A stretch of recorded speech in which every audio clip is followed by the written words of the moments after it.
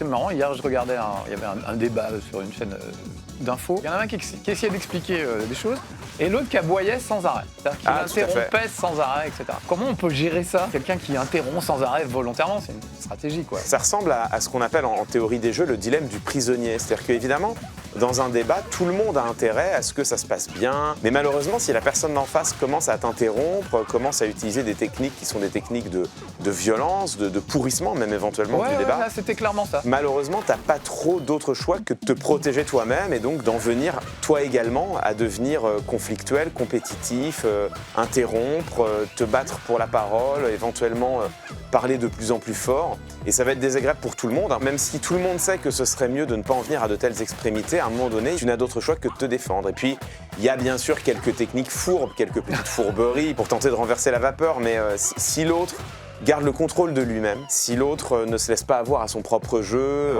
c'est difficile, hein. Eh bah, tout à fait. Et puis de temps en temps, l'autre, il trouvait les mots pour le faire bondir, tu vois, une petite accusation gratuite qui est facile à démonter, mais qui prend longtemps à démonter. On appelle ça la loi de Brandolini, c'est ça, exactement.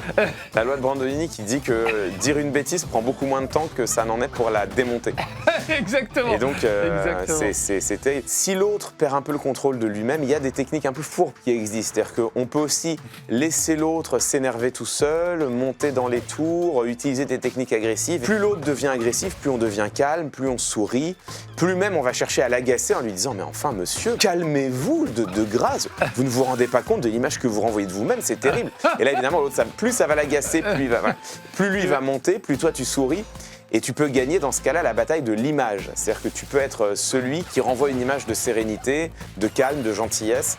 Et d'une manière générale, on a coutume de dire que celui qui s'énerve, c'est celui qui perd le débat.